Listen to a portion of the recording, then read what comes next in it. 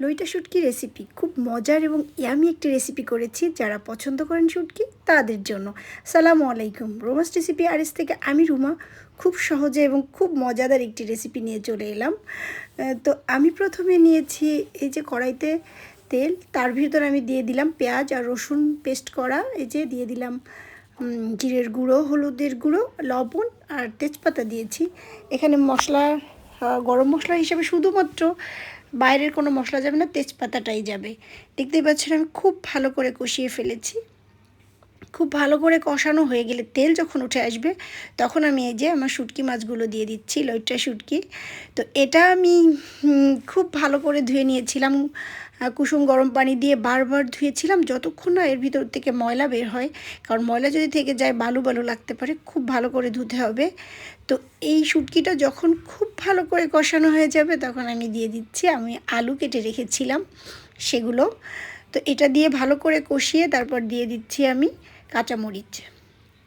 কাঁচামরিচটা দিয়ে খুব ভালো করে কষাতে হবে। আসলে মশলাটা যত সুন্দর কষানো হবে, মাছটা যত কষানো হবে ততই সুন্দর লাগবে। আমি আরও একটু তেল দিয়ে দিলাম, টেনে দিয়েছি এজন্য মনে হচ্ছে অল্প, আমি কিন্তু আরও বেশ কিছুটা তেল দিয়ে দিয়েছি। আর এই যে দিয়ে দিলাম এখন পানি।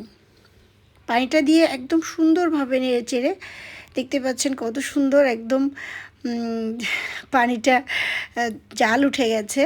তো আমি মাঝে মাঝে একটু নেড়ে দেবো, আর এ পর্যায়ে চুলার আঁচটা একটু কমিয়ে দিতে হবে। তো এই যে দেখতে পাচ্ছেন সুন্দরভাবে আমি একদম নেড়ে চেড়ে যখন মাখো মাখো হয়ে আসছে তখন আমি দিয়ে দিচ্ছি ধনিয়া পাতা। ধনিয়া পাতা কেউ চাইলে দিতে পারেন, যে পছন্দ করবেন না তার দেওয়ার দরকার নেই। তো এটা দিয়ে আমি আবার সুন্দর করে নেড়ে চেড়ে দিচ্ছি।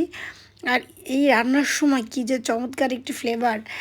আসলে যারা শুটকিটা পছন্দ করেন তারাই বুঝবেন যে এটা কত একটা মজার একটি খাবার। তো এটা একদম নেড়ে চেড়ে, দেখতেই পাচ্ছেন কি সুন্দর কালারটাও যেমন চমৎকার আসছে, খুব খেতেও কিন্তু দারুণ মজা হয়েছে।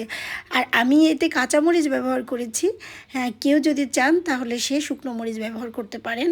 তো শুকনো মরিচটা দিলে কালারটা কিন্তু আরও সুন্দর আসবে, একদম লাল টকটকা একটা কালার আসবে।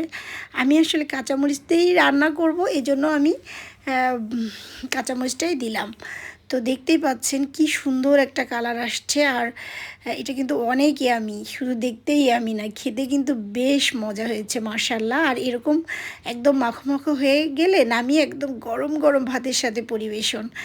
তো আমি রুমা আজকের মতো এখানে বিদায় নিচ্ছি, নতুন কোনো রেসিপি নিয়ে দেখা হবে ইনশাআল্লাহ। সবাই ভালো থাকবেন। Thanks for watching. আল্লাহ হাফেজ।